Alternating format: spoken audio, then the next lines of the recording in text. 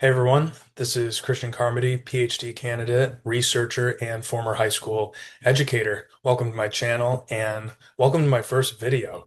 This will be an introduction to the world of research that I am buried in, which is intellectual virtues. Now, I wanted to start my first video by explaining to you all what intellectual virtues are.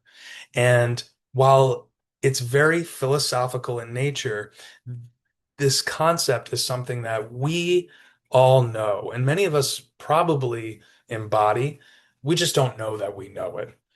And after I introduce that concept, I also want to briefly discuss why any of this matters. Why should we be learning about intellectual virtues and why should we be learning about them today?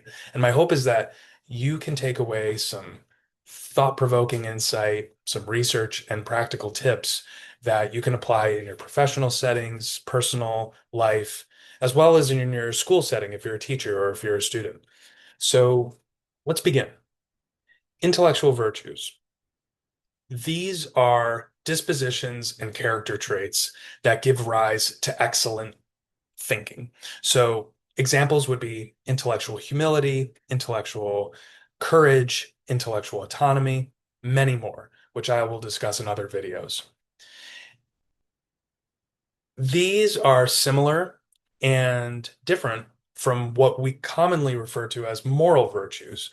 Moral virtues are the way we act in the world when no one is looking, but also how we treat our neighbors and our colleagues. It's essentially the character traits that we as a society find acceptable.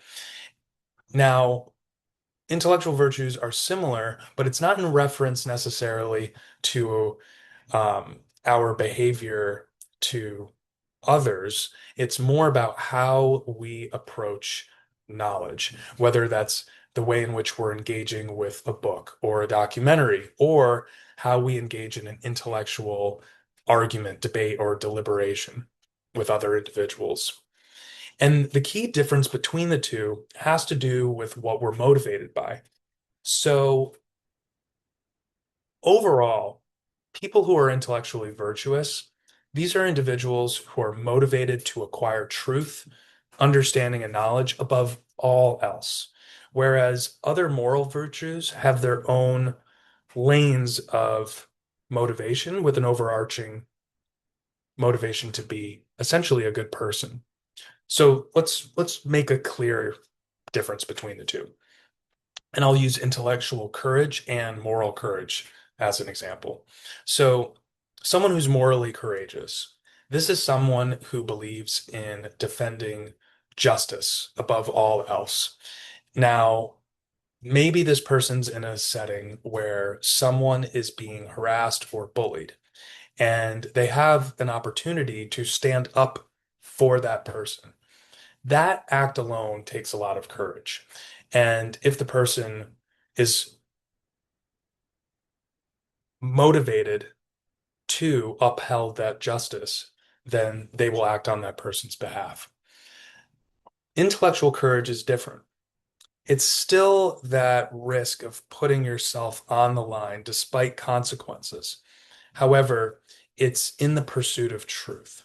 So, in a classroom setting, maybe there's a heated discussion happening, and maybe it seems that everyone in the room is in consensus about this particular topic, and you find that you're the odd person out, but you believe that your viewpoint has value and it's your truth, and you're interested in still hearing what others have to say, but you have to put yourself out there to see if your view stands.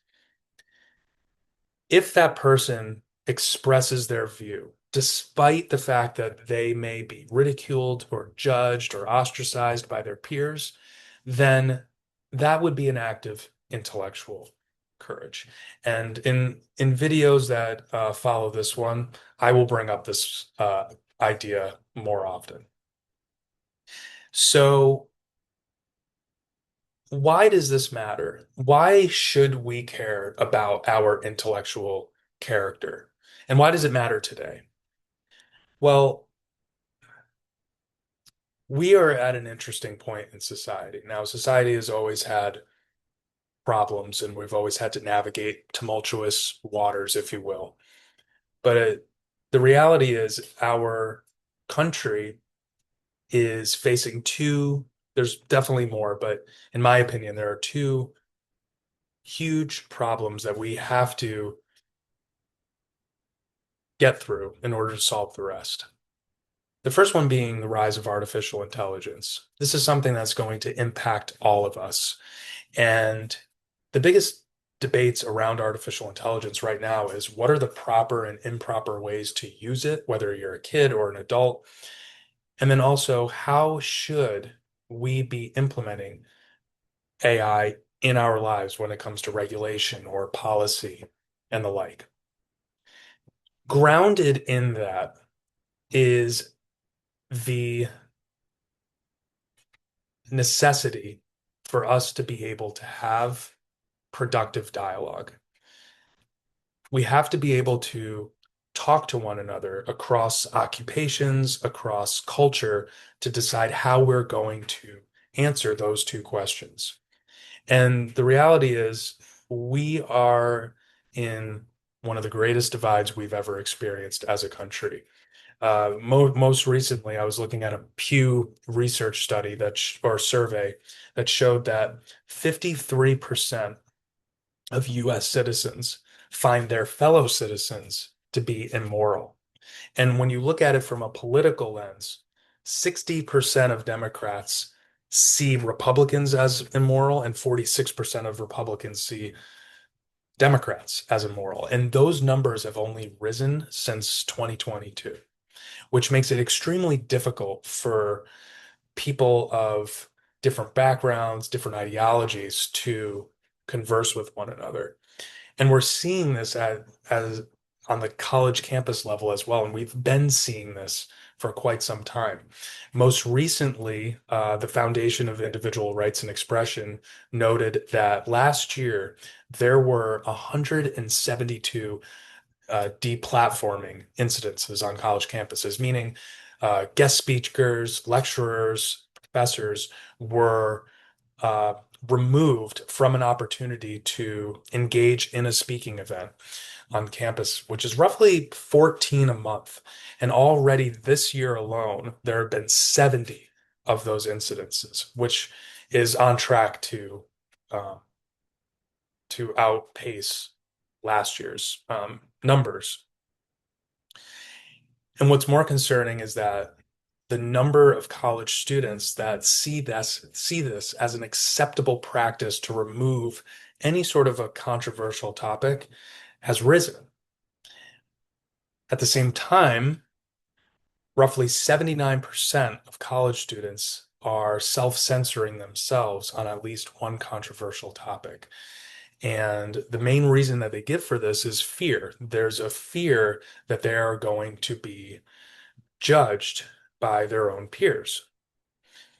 So it's a perfect storm for losing ourselves and losing our ability to have really important conversations that will lead to important decisions that ultimately impact all of us. And my belief is that if we begin to focus on not just intellectual character and virtues as a whole, but how they play a role in our own lives personally, then we may be able to um, slowly build a better foundation for having better conversations. And I think philosopher Dr. Nathan King, he's in this world of intellectual virtues. I highly recommend everyone look him up. He has a great analogy for this as far as how we can view civil discourse today and the role intellectual virtues play. Imagine a house that is supported by beams.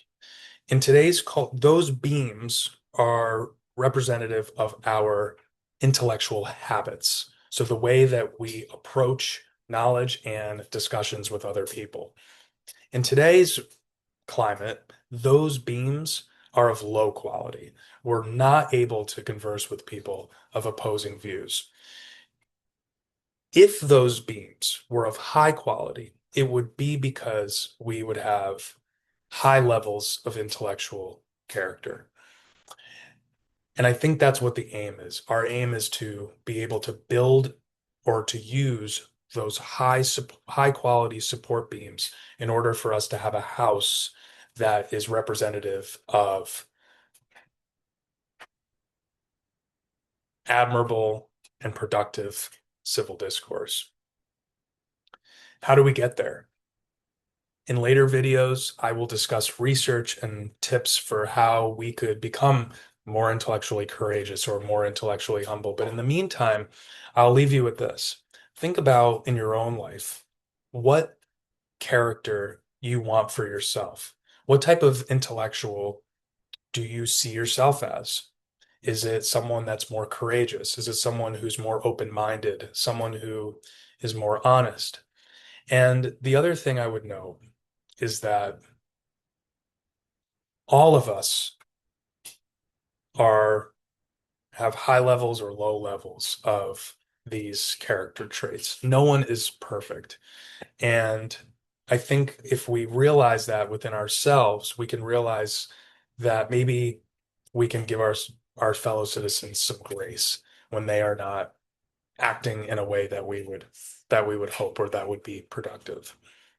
So with that, I hope you got use out of this.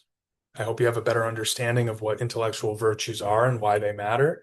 And I will see you in the next video. Take care.